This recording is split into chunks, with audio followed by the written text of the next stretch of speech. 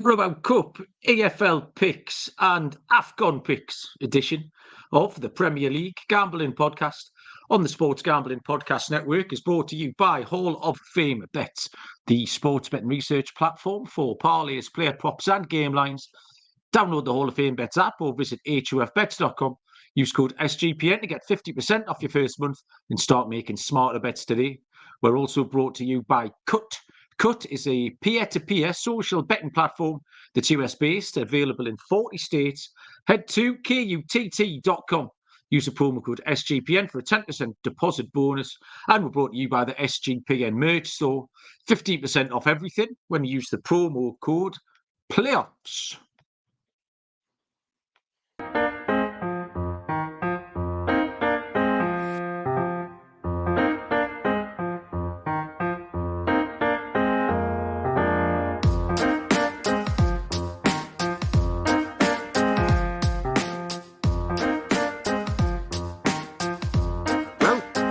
Everybody to the Premier League Gambling Podcast on the Sports Gambling Podcast Network. My name is Malcolm Bamford, coming to you from Newcastle upon Tyne in the northeast of England. Today is, Sunday, the 21st of January, and we are here to have a little look at the Premier League weekend, which is still ongoing, but there's been some fun games and we've done okay. And then we've cobbled together all sorts of muck to have a look at this week. We've got the EFL semi-finals second legs. There are some games in the Championship and League One. I've had a look at the Afcon and the Asian stuff as well. So plenty to be getting our teeth into. Joining us from Nottinghamshire is Mr. Barry Penaluna. Hello, Baz. How are you? You are on mute, Barry. That's a terrible start to the show. Absolutely awful. Yes, Malcolm. What a dickhead. It's a very windy Nottinghamshire. I don't know what it's like up your way, whether the storm has hit you yet, but I can hear my garden furniture flying around in the garden. There's lots of things being thrown about through the other side of this curtain. It's wild out there. Mate, it's horrible. I'm sick of it. I really am sick of the weather. I don't know if it's just because I'm getting older or it does seem to be getting worse, or if this is the flip side of global warming order. But it's just been blowing a gale and pissing down for about 4 months. Like, it's absolutely horrific. It even ruined my footballing weekend because wasn't I going to go to Notts County this weekend? Oh, yeah, that got called off, didn't it? That got cancelled as well. And it wasn't even that cold yesterday. Right bunch of fannies. It was mild overnight. I got out. Honestly, my garden was okay. So if my garden's all right, surely Meadow Lane's all right. And they cancelled it at 8:30. Like there was rain across forecast for the day. It would have been fine by 3 o'clock. Furious. I had to go 10-pin bowling with the family instead because I'd arranged to take the family. Christ. I was going to take Helen and the kids to Notts County. They were all very excited about it. And when I say excited, when I told them it was cancelled in the morning, Sophie was just like, yeah, I wasn't that bothered anyway, to be honest. And Chloe was just like, oh no, that's terrible, in a really sarcastic tone. So we didn't. So I went and smashed them all at 10-pin bowling anyway, which was good. How many did you? Can I say? I would take the over. Right, I'm going to set the line at Barry for you. I've seen you attempt to do things physically, and you're a bit hopeless, frankly. 108. No, you're going over. That's exactly what I'm going. You scored 108. No, I was below par. 99. It's been a while. Double figures. The big American people in this chat. The American people love the 10-pin bowl, and they're all 170 plus as a nation. They'll be laughing at that 99, Barry. That's awful. I've not played for years, Malcolm. To be honest, normally I would go and have 2 games and get my eye in on the first one. I would have been flying if we'd had a second game. I was disappointed. I needed 9 off my last ball to hit treble figures, and I hit 8. I failed miserably. A couple of strikes in there. It was all right. But, that's twice in about 3 weeks. Twice in about 3 weeks you've had forced family fun, isn't it? Doing your bit. Yeah. I'll tell you what's been going on round here in a moment, all weekend. After we say hello to, who's here? Riley Shantz was first in. He filled his boots on our Premier League picks today, which was decent. Courtney, you need to change that badge. Michael Roberts is here. Luke up the Oldham. Harry's here. Kyle. Callum as well. Got a follow of Callum on Twitter this weekend. Slick Rick, I haven't seen Slick Rick for a couple of weeks. He's name checking. Darwin Núñez. I need to talk to you about Darwin Núñez, Barry, in a little minute. I'm going to write that down because I just remembered. Something came to my notice when I was in the bath about half an hour ago, but it wasn't on my notes. But Slick Rick has made me remember there. So who else is there? That might be everyone for the minute, So yes, hello everybody, welcome. We have had some decent picks. So yeah, this weekend you talked about the weather, Baz. Kelly, Kelly. We used to live with Kelly from the casino. Was going to Dublin this weekend just for one night with her husband. So she came up here, parked an hour drive. I ran her up the airport yesterday. She's now stuck in Dublin. She was meant to come back at lunchtime today. So she is stuck in Dublin. I can still see her car on my drive from where we're sitting. So they're stranded. So I'm attempting to go and retrieve them at 8 o'clock in the morning. But the IT department's not been very well. Like, she's not going to die or anything, just like not being able to get out of bed. So it's like Lord of the Flies around here, Barry. There's nothing to eat. No one's got any clothes to wear. Like, Mig and Bob have just been eating out the Hoover bag to sustain ourselves. I don't know what they're going to wear to school tomorrow. Vest and pants. Everyone's going to school tomorrow in their vest and pants. I'll probably not be able to go to work because I've got no clothes. So I'll have to stop here all day. So yeah, a bit of a shambles. I worked last night, Barry, I had the casino. It was a closing down party for a factory that was closing down. So it was quite subdued, as you can imagine. And it was for the big Roundtree factory, the big effectively a chocolate factory. It was the big sweet factory, famously, Barry, the home of the fruit pastel. So it was a closing down party for the home of the fruit pastel last night. So they were all a bit miserable because they were losing their jobs. And I asked one of the old blokes who was playing blackjack, where's the home of the fruit pastel now? And he said, fucking Czechoslovakia, is what he said. So apparently, where the new home of the fruit pastel is fucking Czechoslovakia. So next time, I think we should all boycott Czechoslovakia fruit pastels. I mean, Czechoslovakia is not even a thing either, Malcolm. It's either Czech or it's Slovakia. Yeah, it's in Czech or Slovakia. But yeah, Carabao as well, but. And then at football this morning, Barry, Bob, famously, Barry, never scores. We talk about this. He's a good little player, but he sits in front, Ungolo, Kante style, never gets involved. He notched 2 this morning, Baz, went round the keeper and slotted, then went 1-1 again and slotted, and the wide open linesman was having a lovely old cheat to himself. He cheated all game long. He gave about 15 terrible offsides. Bob then dances through from the edge of the box and slots his first ever hat-trick, and he fucking flagged him offside. And honestly, Bob, he's not remotely bothered. He just started laughing at this, like a 50-year-old bloke running the line. Bob just like arms out, genuinely, not sarcastically, not annoyed. He's just laughing. He's like, what's the point in you cheating? You're a 50-year-old man. So he was robbed of his first ever hat-trick pass. So I think that was my weekend. Football-wise, it was quite a good weekend. I went 2-2, so I was juiced out a little bit. I think the couple of 4 to 5 and 5 to 6 shots. Sometimes we say, Baz, you feel a bit unlucky, and sometimes you maybe feel a bit lucky. I was neither. I made 2 really, really good picks, and I made 2 really, really bad picks. So there was no luck involved in either of mine. What I have done wrong, again, I don't know why I keep taking these unders, Barry. We talked about it. I've been drawn to these unders. Was it 2 or 3 weeks ago? I took too many unders. There's been 4 games so far this weekend. Totals have been 5, 5, 4 and 4. Then I've had 2 of them as going under. I was far too cute on the Liverpool game, which actually we pivoted off this afternoon, which is no use to the listeners, but where we pivoted off because we had a little bet ourselves, didn't we? And we did all right out of it. We got a free bet on Bet365. Because I was on Liverpool handicap through it. I didn't pivot anywhere. I said Liverpool. Yeah. But I said to you, I didn't realise Bournemouth have got that many injuries. I think Liverpool are going to stuff them. So we took Darwin total shots and we took Liverpool total goals, and we did all right. But I was just looking at my FPL team, Barry. We haven't talked about the FPL for months. And because I've had a good week, I thought, I might have won. I might have the best score this week. So it's a good chance to talk about it. So I had a little look. And I'm doing all right. I haven't got the top score this week, Barry. I've got the 3rd top score. Have I got the top Tiger, score? Anthony Manzi Bruce has got the second top score. You have got the top score, Barry. What's And it, who's Dave? your captain? Darwin Shaky Núñez. old Darwin Núñez that you sit there every week and tell us he's a terrible footballer and you're He is. reveling with captain him in FPL. Do you want to talk, explain yourself?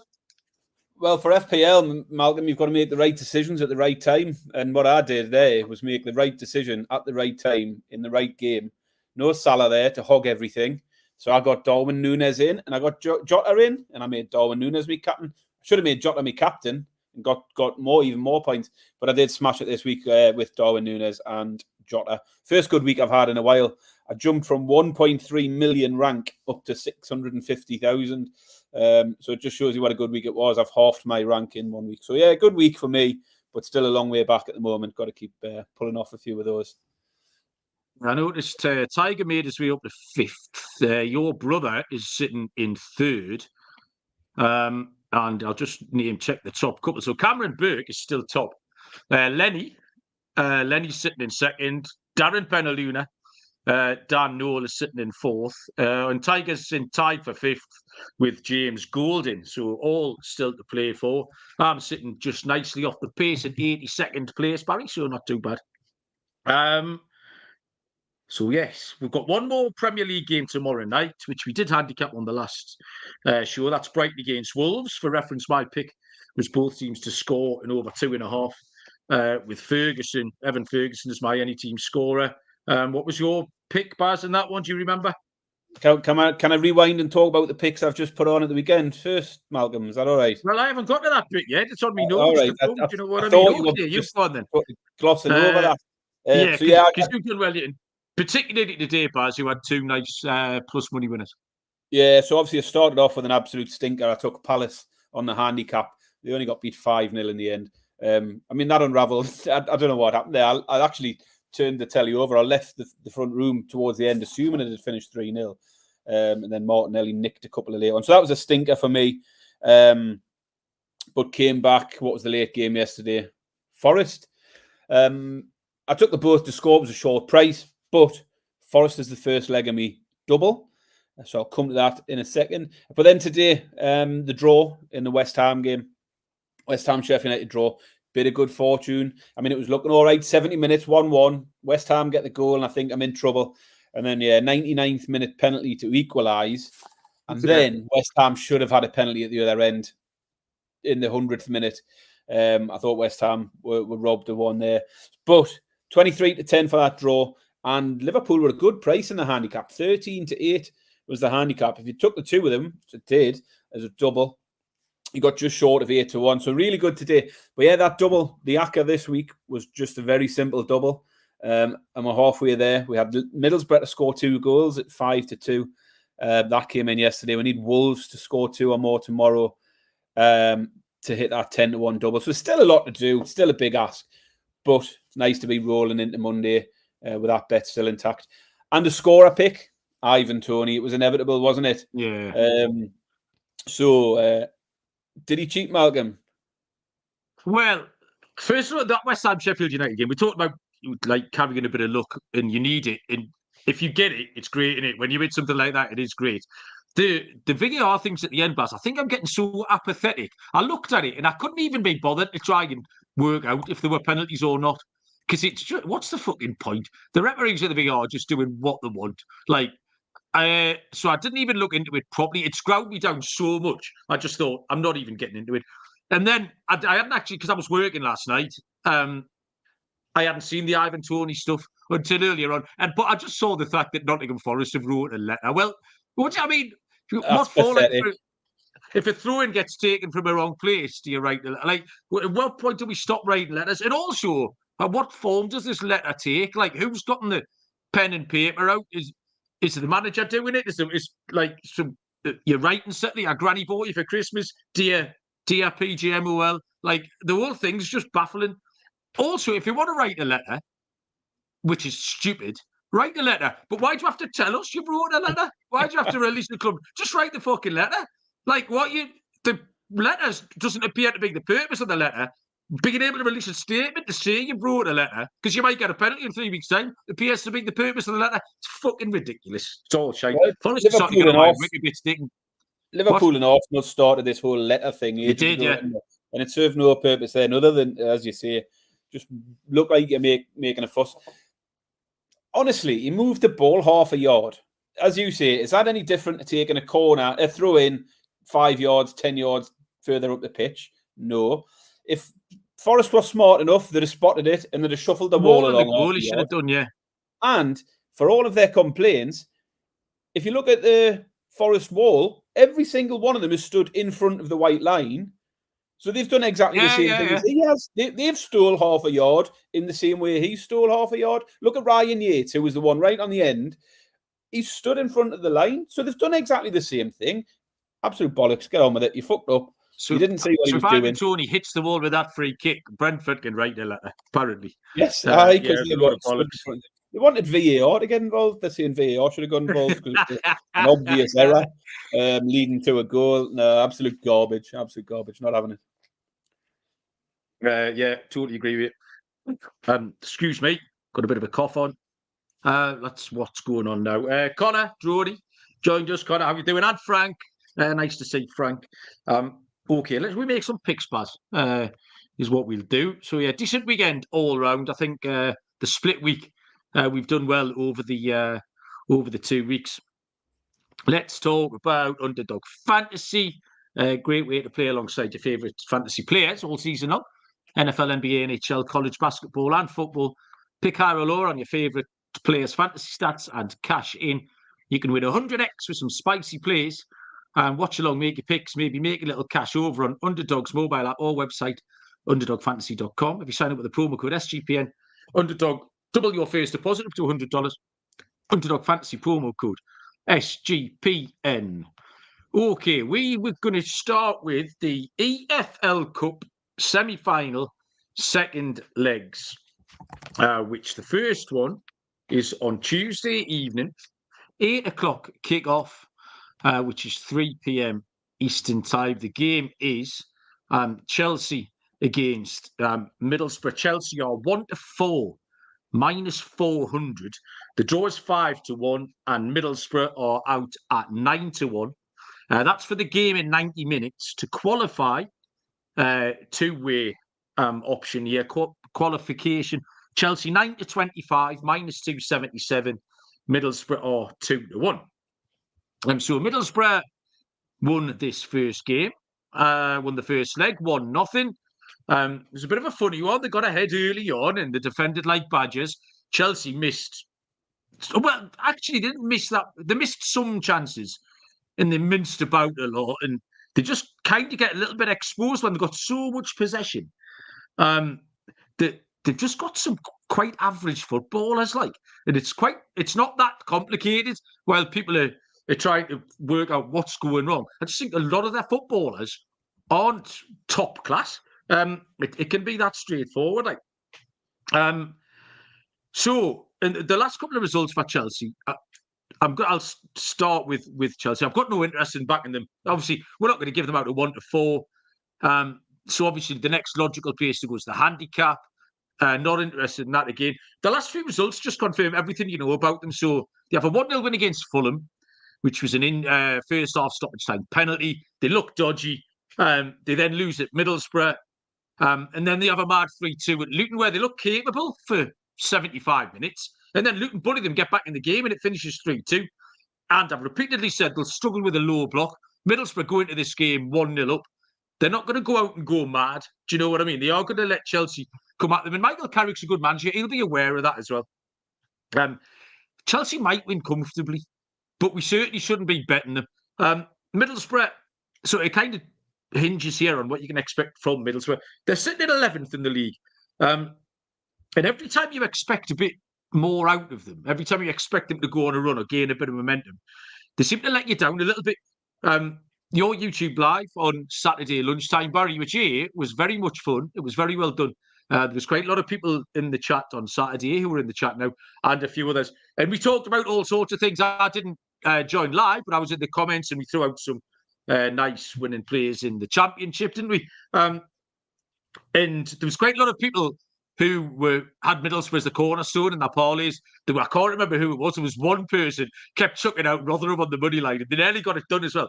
But They had a 1-1 home draw with Rotherham, which is a bad result. They lost at Rotherham fairly recently. I think the league record tells you everything you need to know. Won 12, lost 12, drawn 4. So that just right down the middle. And even that's 6-2-6 win, loss, draw at home, 6-2-6 away. So you just can't, there's nothing really. Over 2.5 goals is really short. It's north of minus 200, 1-2. I think this is tight. Chelsea are going to make hard work of it. But Middlesbrough is such a big price to win. I don't think Middlesbrough will win, but that's such a big price, 9-1. It makes the handicap attractive to me. Chelsea have only covered a handicap of 1.5 goals once in 13 games, and that was at home to Sheffield United.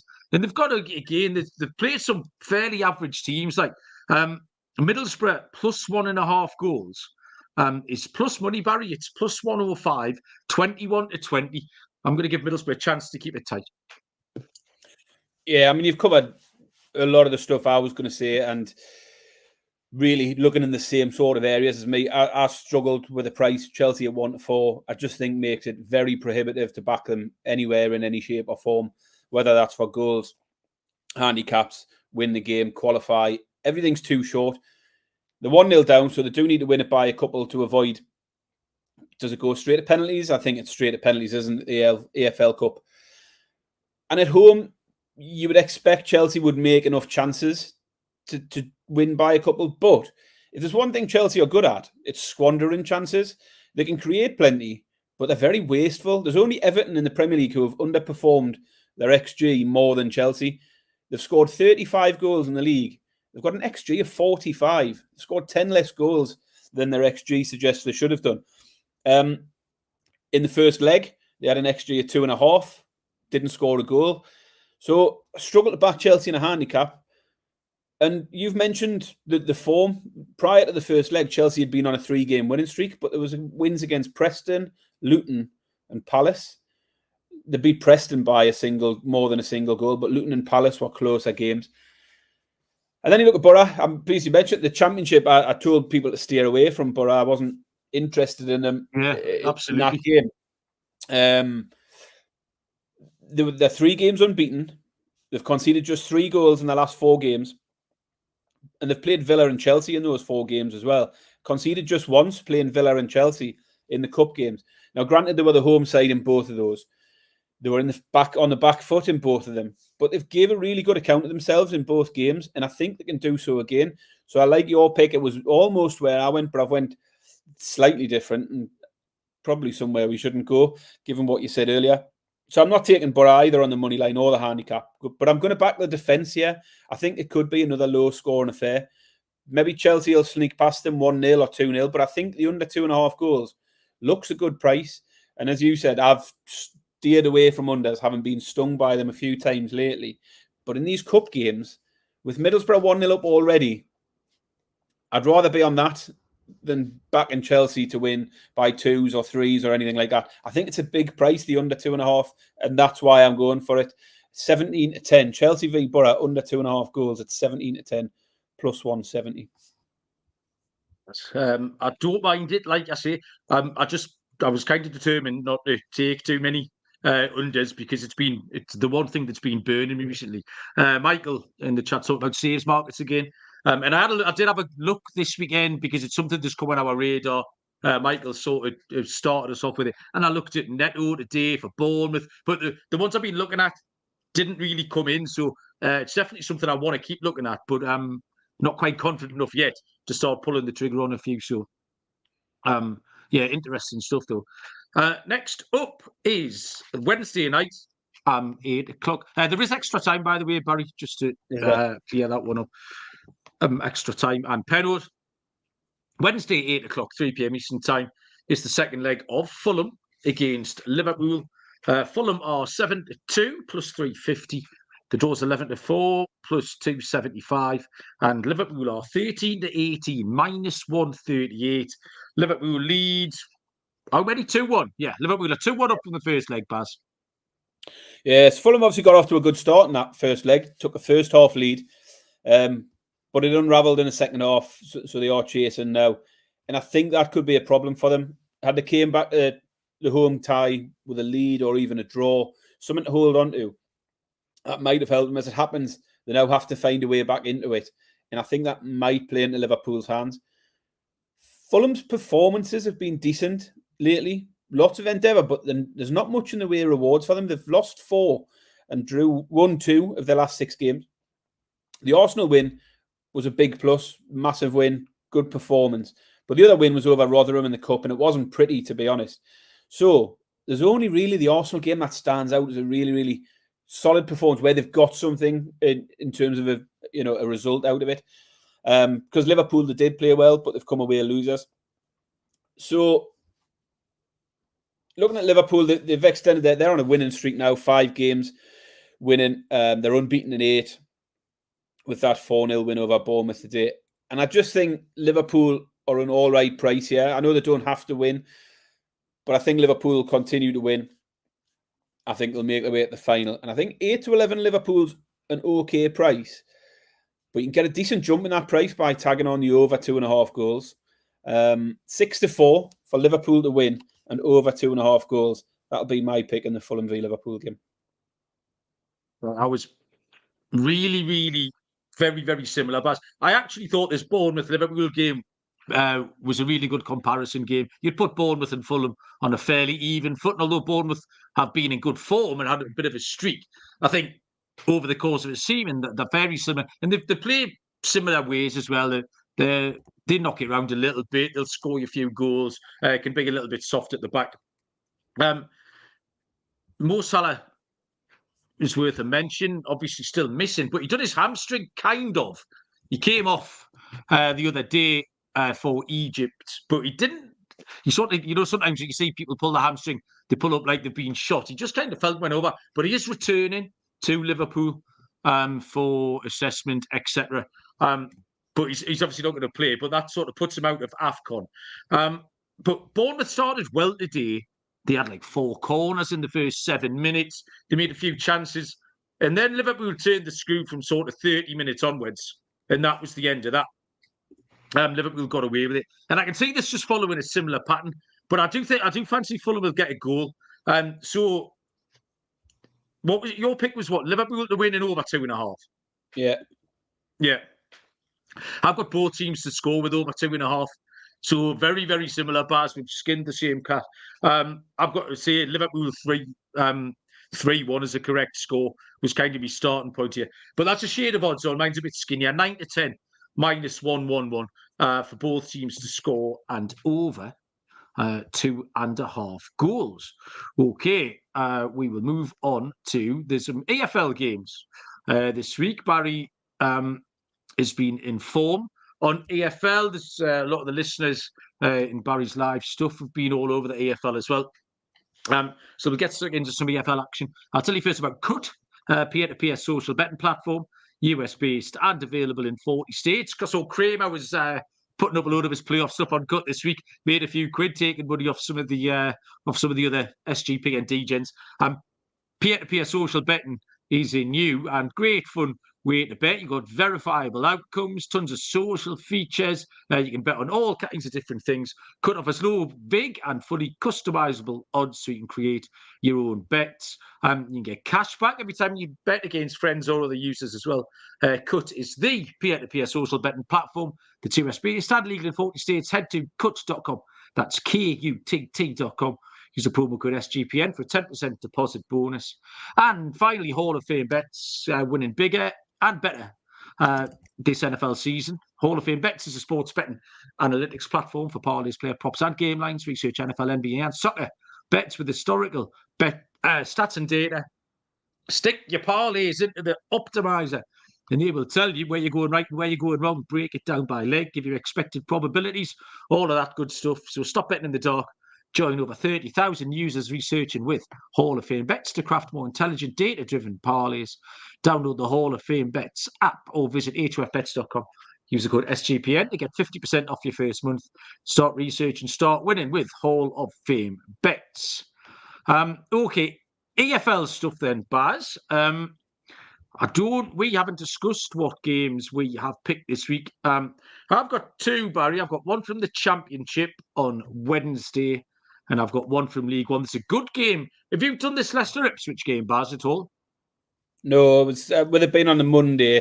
I thought a lot of people won't listen by then, so I left the left. And to be honest, I didn't know which way to go with it. I haven't had a proper look at that one. No. Yeah, it's a really good game. Leicester Ipswich tomorrow night. Be worth a watch. And if you get the Discord channel, or we might throw some stuff up on Twitter. Looks like it's going to be a good game. So the start of the game I went to, which is Wednesday night, 7:45, 2:45 Eastern time. If I can find my notes, the game is Leeds United against Norwich City. Leeds are 11-25, -227 to win the game. 16-5 plus 320 is the draw, and Norwich are all the way out at 6-1. I watched Leeds today. It was part of the reason I wanted to handicap the game is because I was sitting watching them play. They squeezed past Preston North End 2-1 with a very, very late penalty. Patrick Bamford attempted to take the penalty or got the ball and wanted to take the penalty, and he's missed about 42 in a row. And you could hear the crowd were like, oh, for fuck's sake. And then your man Pirro, Joel Pirro, the Peruvian lad, come and got the ball off him. It was a great big cheer went up. I mean, talk about Patrick Bamford's ego taking a bit of a bursting. And Pirro slotted in the corner. It was a good game. Preston got 1-0 up, and therefore then made it really, really difficult for Leeds. Leeds were good. Preston mangled the second half. They kicked, they bit, they fought, they rolled around. It was horrible to watch. But I thought Leeds were really, really good. And it's Elland Road has proven a bit of a fortress. Really good atmosphere at the minute. It can be a bit of a double-edged sword. It's a bit like maybe Newcastle, Everton have been a bit similar, where the home crowd can really can make or break what a team are doing. And at the minute, everyone is pulling in the right direction for Leeds. Both these teams are in all right form. But like I say, at home, Leeds are a different proposition. They've now won 10 and drawn 4 and are unbeaten at home, scoring 2.23 goals per game. And Norwich are just struggling away from home. They've only won 4 of their 14 games, conceding over 2 goals per game as well. They had loads of different options here to try and get on Leeds, because obviously they were short price. The goals, the handicap was all short. And then I found a beauty pass. Leeds to score in both halves. It's 21-10 plus 210. Lovely price. I like that a lot better because the team total, Leeds team total over 1.5 is 1-2 -200. So a huge discrepancy in prices there. So Leeds to score in both halves, Baz, 21-10 plus 210. Yeah, I like that. It's a nice way. And I didn't have a firm pick. I did make a few notes for this game, but didn't really land on anything that I would put as a pick. Certainly something I'd put in Akas, which I might do later. But as you say, that you sort of look on the face of it, that they're both in good form. Leeds on a 4-game winning streak, and they've conceded just once in those 4. But Norwich have won their last 3 and unbeaten in 5. But it is that Leeds home form versus the Norwich away form that's key here. The top of the home form table, Leeds, unbeaten all season at Elland Road, won 10 of their last 11 at home. And the bit I found was the goals. They're regularly scoring 2 or more, but as you say, it's a little bit short. 8 of the last 9 home games have gone over 2.5 goals. And that's where I would go. If I was pushed for a bet on this game, I would take the overs. It's a little bit short. It's 4-7, but I'm happy to stick it in Miyaka. Wasn't fond of anything else, but I do like your way in to the Leeds side of it there. It's a good little angle. On Baz, what else you got? Next up for me is League One. I've got Oxford v Barnsley. Let's just drag them notes up. Where are we? Yeah, Oxford Barnsley. Just the one pick in League One. There's a few games in League One. These are on the Tuesday night. Short handicap for these things. Barnsley are a team I've been following for a few weeks now, with both teams to score in particular. 9 in a row for their games have hit this. And 7 of the 9 games have also gone over 2.5 goals. So then you go and look at the Oxford side, see if there's anything there that would sort of talk us out of it. And Oxford's last 5 games have all gone over 2.5, all gone over both teams to score. So you've got 4-6 for both to score. I like that as a pick. Stick it in your Akas, whatever. Or 3-4 for over 2.5. Take your pick, have whichever one you want, or put them both together. So I think both will hit. I think over 2.5 and both to score. And you can get that at evens. But it depends how you want to play it. with this AFL stuff, just take the bits you like, play it your way. But I would say it's a game where I do see goals, and whether you go both to score or overs, I like either of it. But I'll take both of them at evens, over 2.5 and both to score. Oxford v Barnsley. Okay, we see. Have you got League One stuff? You have, haven't you? I've got a League One pick from the same night, Baz. Do you want me to go? Yeah. Yes, go. Okay, so again, 7:45, 2:45 Eastern time. The game I'm looking at here is Bolton Wanderers against Cheltenham Town. Bolton 2-5, -250. The draw 7-2. Cheltenham are out at 6-1. Actually, nipped in. There was 7-1 earlier on. Cheltenham line movement report on Cheltenham Town. And Bolton's form isn't that convincing, Baz. They had a nice little run in October, November, but they've only covered the handicap once in the last 8. They lost at home to Bristol Rovers. They lost to Orient last time out. Problem they've got here is Cheltenham aren't very good either. They're sitting 22nd in the league. 23rd, I think, actually. But they have won 3 of their last 5 games, Baz. Last time out, they beat top of the table Portsmouth 1-0. And the last time Cheltenham lost by more than 1 goal was 14 games ago. So I just think Cheltenham are in this year. And obviously, for the second time tonight, I've done this with Middlesbrough. Now, there was no Asian lines when I looked at this. I want Cheltenham plus 1.5. But as it starts, I don't know if they're likely to put that up. You might be able to help me out here. So what I have found, Cheltenham plus 1 is 11-4, plus 275. Or a parlay piece I really like is Cheltenham plus 2 is 4-6, -150. But what I'll be trawling for nearer the time is a Cheltenham plus 1.5.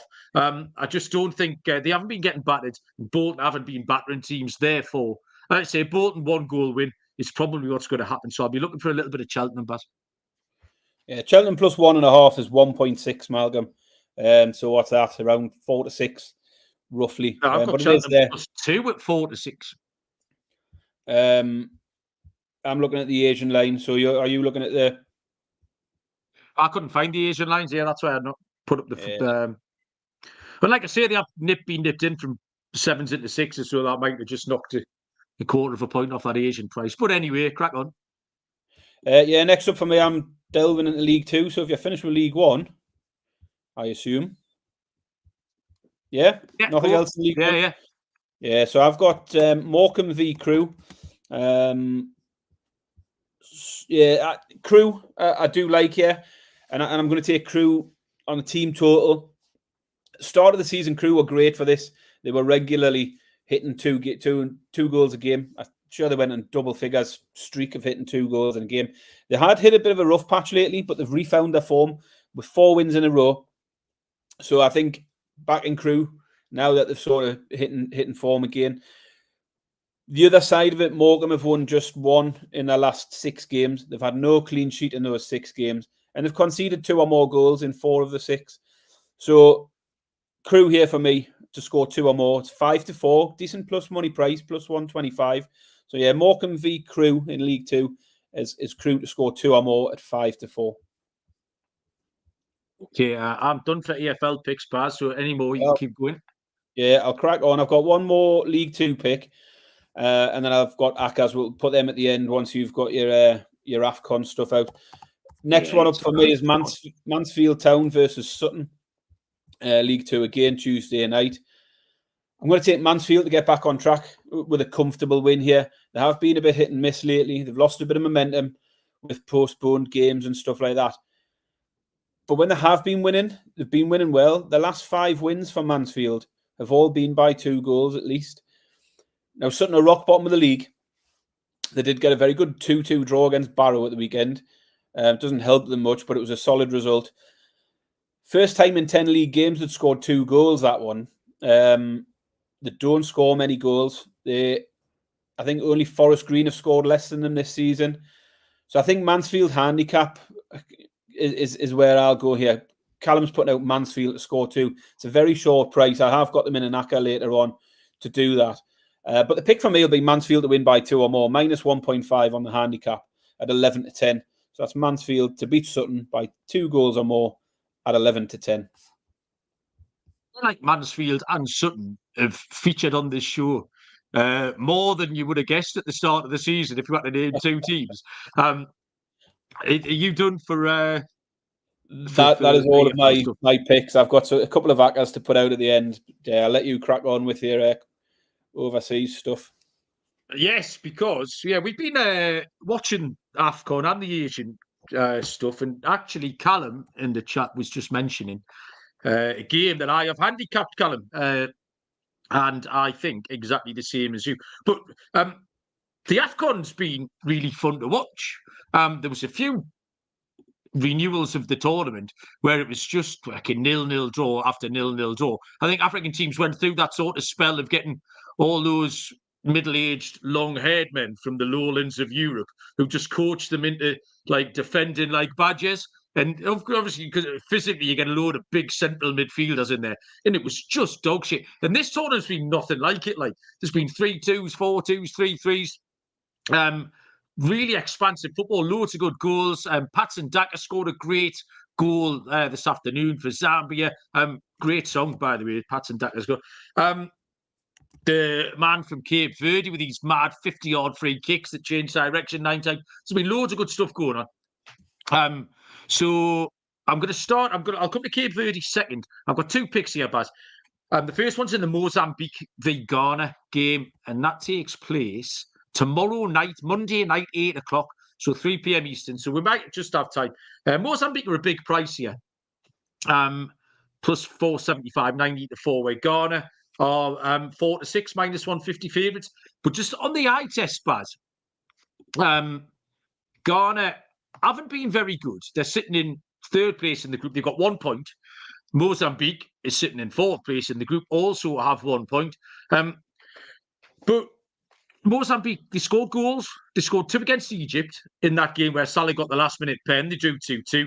They lost 3-0 against Cape Verde in that game that we watched, where the man scored the free kick. Bebe got the free kick.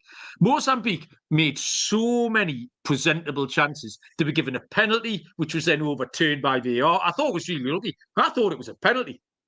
Ghana conceded twice against Egypt. They conceded twice against Cape Verde. Mozambique still got a chance of qualifying as well, so they're going to have a go. I've got Mozambique as live dogs, but I just think they're going to score goals, Baz. So again, if you're looking for a parlay piece, if you want a parlay, who did I put up earlier on? Like Cheltenham or someone. I had a really good Cheltenham Mozambique handicap. Don't know when the world's ever done. But Mozambique to score a goal is round about 4 to 6. But to score 2 goals is 4 to 1. And to score 3 goals is 16 to 1. And you do see teams, even though Ghana are a much bigger name, who just fucking wrap in tournaments like who having a bad tournament. So yeah, I think Mozambique can get us at least 2 goals at 4 to 1. I love that, man. And then in the same group, we come to Cape Verde, who play Egypt. Cape Verde, the prices here, Cape Verde were 6 to 1. I'm now seeing them at 11 to 2. But I think it's just far, far too big. The reason it's big is because Cape Verde are already guaranteed top spot. They've won both the games in the can't beat court. Egypt have played 2 and drawn 2. They're missing Mo Salah, obviously. But Cape Verde are just lively. They're a fun team. This is a good opportunity to knock Egypt out. If they can beat Egypt, then Mozambique or Ghana improve past them. That could be the end of Egypt. Takes away one of the big challenges as well. And like I said, you can't see teams in tournaments just turn it in Egypt if possible. Far too big a price, Cape Verde. Far, far, far too big.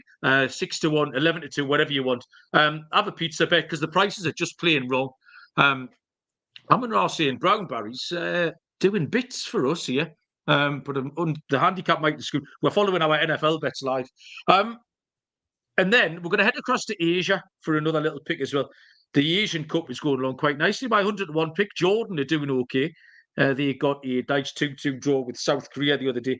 The game I'm going to go through here is Qatar v China. We're still racing for a goal, 2.43 billion people. India failed to score, so neither of India or China have still managed the score sheet. China play Qatar next, 5-4 Qatar. China out at 5-2. But Qatar are in the same position as Cape Verde, already qualified, already guaranteed top of the group. China is still second, remarkably, after 2 0-0 draws. But one of those 1.41 billion people, Baz, is going to tuck a goal away here. Both teams to score is even money. I think China are going to do it. They're going to beat India in the race to a goal. So both teams to score in Qatar against China, Barry. And that is me done. Well done. Thank you. Yeah, I have nothing in the AFCON or Asian Cup, mainly because I've struggled with it. So I decided to stick with what I'm doing well with and leave it at that. Did you put any exotics out, or is that you? No, I'm done, mate. It's all you now. I will chuck out a couple of AFL hackers. I've gone for an over 2.5 goals accumulator at 7-1. The games are Leeds, Oxford, Mansfield, and Morecambe. All 4 of those games to have 3 or more goals in them comes in at 7-1. And I've got a team total accumulator as well, comes in at a similar price. For Leeds to score 2 or more, Bradford to score 2 or more, Crewe to score 2 or more, and Mansfield 2 or more. So that's a team total. Leeds, Bradford, Crewe, Mansfield, all to score 2 or more. Comes in at about 7-1 as well. Yeah, those are my 2 hackers for the EFL midweek stuff. Done okay, I put all the EFL picks out, Malcolm, as you say. We've done the live on a Saturday morning, put all the EFL stuff out. We hit a team total accumulator, albeit reduced because of postponements. We were 1 goal away from hitting an over 2.5 accumulator. And then I'd made it into an over 2.5 long shot. It had 7 picks in total. It was 50-1. Now, 2 of the games were cancelled, so it would have probably been about 20-1. 1 goal away, Blackburn, Huddersfield, 1-1 at half time. 1 more goal would have cashed us a couple of really, really nice accumulators. So getting really close on the EFL stuff. So yeah, let's hope for another good midweek this week. Yeah, Manchester United fans are having a little discussion about Andrew Onana in the chat. He missed his flight out last week, so then had a pad. He didn't get picked for the first game. Now, he didn't miss his flight. His flight couldn't land because of the fog.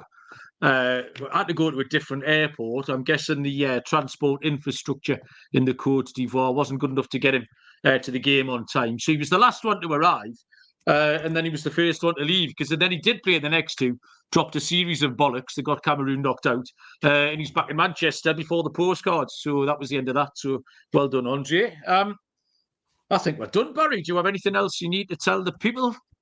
Just disappointing loser. I took the over 2.5 tonight on how many times Badger would be mentioned, and you only hit 2.